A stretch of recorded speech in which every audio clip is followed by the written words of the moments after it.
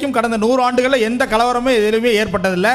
நீங்கள் உத்தரப்பிரதேசத்துலேருந்து, உத்தராகண்ட்லேருந்து, மத்திய பிரதேசத்துலேருந்து எல்லா இடங்கள்லையுமே ஐ லவ் முகமது அப்படிங்கிற பேரில் ஒரு கலவரத்தை இஸ்லாமிய சமூகத்தை சார்ந்தவர்கள் திட்டமிட்டு செய்து கொண்டிருப்பதை நீங்கள் வந்து பார்த்துட்ருக்கலாம்.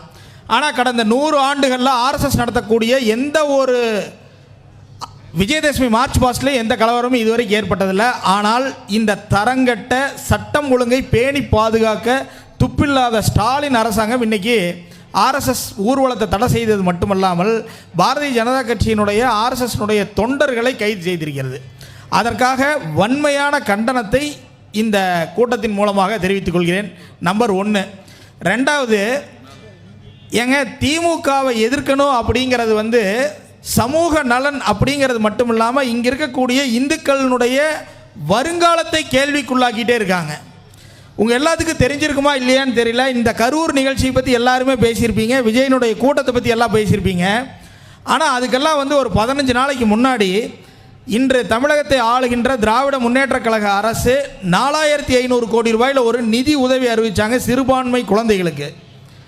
என்ன நிதி தெரியுங்களா? அது 1ஆம் கிளாஸ்லேருந்து 8ஆம் கிளாஸ் வரைக்கும் படிக்கக்கூடிய இஸ்லாமிய பெண் குழந்தைகளுக்கு மாதம் 1000 ரூபாய் கொடுக்கலாம் அப்படின்னாங்க. வருஷம் 12,000 ரூபா இஸ்லாமிய குழந்தைகளுக்கு தமிழக அரசு தன்னுடைய வரிப்பணத்திலிருந்து கொடுக்குது அப்படின்னு சொன்னாங்க. பாரதிய ஜனதா கட்சி மட்டும்தான் கேட்டாங்க, இந்து குழந்தைகளுக்கு அதை கொடுங்க. ஏங்க இந்த நாட்டில் இருக்கக்கூடிய இந்து பெண் குழந்தைகள் வந்து இந்த மாதம் 1000 ரூபாய் வருஷம் 12,000 ரூபா வச்சு படித்தாங்கன்னா நிறைய பெண் குழந்தைகளுக்கு கல்வி ஏற்படுமே அப்படின்னு சொன்னால் திமுக அரசாங்கம் சிறுபான்மையினர்கள் வந்து எனக்கு கன்சாலிடேட்டடாக ஓட்டு போடுறான். இஸ்லாமியர்களுக்கு நம்ம அதை கொடுப்போம், இந்துக்களுக்கு அதை கொடுக்காம மறுப்போம் அப்படின்னு உறுதியோட அந்த நிதி உதவியை கொடுக்கல.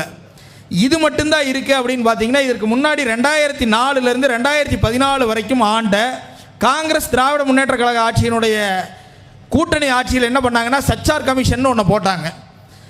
உங்கள் எல்லாத்துக்குமே தெரிஞ்சிருக்கும், இங்கே வந்து நிறைய பேர் மங்களம் பகுதியிலேயாகட்டும், ஊத்துக்குளி பகுதியிலெல்லாம் நிறைய பேர் வந்து வக்ஃபு வாரியத்தினுடைய திருட்டுனால தங்களுடைய உழைத்து சேர்த்த சொத்தை இழந்திருக்கக்கூடிய நிறைய பேர்த்த பார்த்துருப்பீங்க. இதற்கெல்லாம் காரணம் என்ன அப்படின்னு கேட்டிங்கன்னா, 2004லேருந்து 2014 வரைக்கும் ஆட்சி செய்த காங்கிரஸ் கட்சி சச்சார் கமிட்டி அப்படின்னு ஒன்று போட்டாங்க. அந்த சச்சார் கமிட்டியில் வந்து வக்ஃபு வாரியத்திற்கு மிக அதிகப்படியான அதிகாரத்தை கொடுத்ததுனால அவர்கள் வந்து எல்லா நிலத்தையும் எந்தெந்த நிலத்தையெல்லாம் கை காமிக்கிறானோ அதெல்லாம் அவனுக்கு சொந்தம் அப்படின்னு ஒன்று கொண்டு வந்தாங்க. இதன் மூலமாக இந்துக்களின் மீது சொத்து ஜிகாத் நடத்தப்பட்டது. லவ் ஜிகாத்துன்னு பண்ணி இந்து பெண் குழந்தைகளை எல்லாத்தையும் நாசம் பண்ணக்கூடிய ஒரு ஜிகாத் நடக்குது. அதற்கு அடுத்து இந்துக்களினுடைய சொத்துக்கள் மீது குறிவைத்து தாக்குதல் நடத்தி அவர்களை சொத்தில்லாதவர்களாக மாற்றுறாங்க. 3வது ஜிகாத்து சச்சார் கமிட்டி மூலமாக நடத்தப்பட்டது. அது என்ன ஜிகாத் அப்படின்னு கேட்டிங்கன்னா, கல்வி, இந்துக்கள் கல்வி கற்பதை தடுப்பதற்காக பல்வேறு விஷயங்களை அமல்படுத்தியது. என்னென்னு தெரியுங்களா?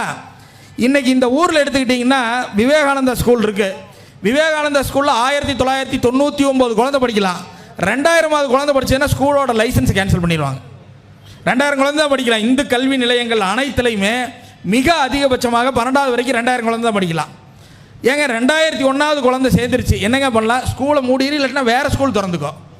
இதே சிறுபான்மையினர் நடத்தக்கூடிய கல்வி நிறுவனங்கள்னால் எத்தனை பேர்த்து வேணாலும் சேர்த்துக்கோ, அத்தனைக்கும் காசை அரசாங்கம் தரும்.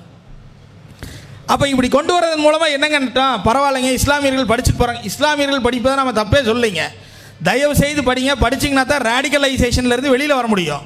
நாங்கள் அதை வேண்டான்னே சொல்ல. ஆனால் இந்துக்களினுடைய கல்வி உரிமையை ஏன் பறிக்கிறீங்க அப்படின்னு தான் கேட்குறோம்.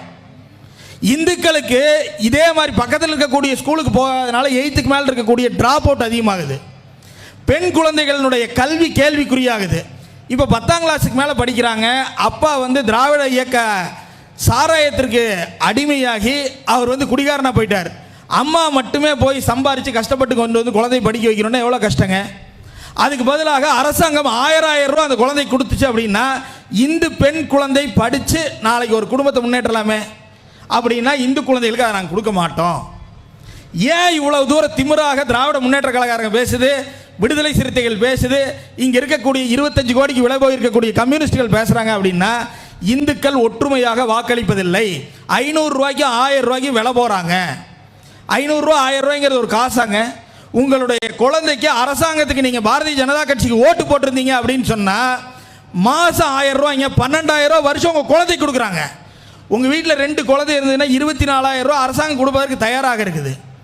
திராவிட முன்னேற்ற கழக அரசு RTE இருக்குதுங்க, ரைட் டு எஜுகேஷன் ஆக்ட்னு. மத்திய அரசாங்கம் இங்கே இருக்கக்கூடிய ஏழை குழந்தைகளுக்கு உயர்ந்த கல்வி கிடைக்கணும் அப்படிங்கிறதுக்காக கொண்டு வந்திருக்காங்க. அந்த RTEயில் தமிழ்நாட்டில் இதுவரைக்கும் மிக அதிகமாக இஸ்லாமியர்களுக்கும் கிறிஸ்தவர்களுக்கும் தான் வாய்ப்பு கொடுக்கப்பட்டிருக்கே தவிர இந்து குழந்தைகளுக்கு வாய்ப்பு கொடுக்கப்படுவதே இல்லை. அப்படின்னா என்ன நினைக்கிறாங்க? இந்துக்கள் ஏழைகளாக இருப்பவர்கள் ஏழைகளாகவே இருக்கணும், ஏழைகளாகவே சாகணும், ஏழைகளாகவே வாழணும். இதைத்தான் அவங்க நினைக்கிறாங்க. இஸ்லாமியர்களும் கிறிஸ்துவர்களும் இந்த மாதிரி இல்லாமல் வாழ்வில் வளம் பெற வேண்டும் என்பதற்காக திராவிட முன்னேற்ற கழக அரசு உழைக்கிறது. இந்த நிலையை மாற்றுவதற்காக இந்த தேர்தலிலிருந்து இந்துக்கள் ஒற்றுமையாக வாக்களியுங்கள். என்ன ஆனாலும் பரவாயில்ல, இந்து சமுதாயத்தினுடைய ஒருங்கிணைந்த சக்தி தேசிய ஜனநாயக கூட்டணிக்கு வருது அப்படின்னு சொன்னால் இந்து குழந்தைகளினுடைய கல்வி எதிர்காலம், வாழ்க்கை நிலை, உங்களுடைய அன்றாட வாழ்க்கை, இது எல்லாமே காப்பாற்றப்படும்.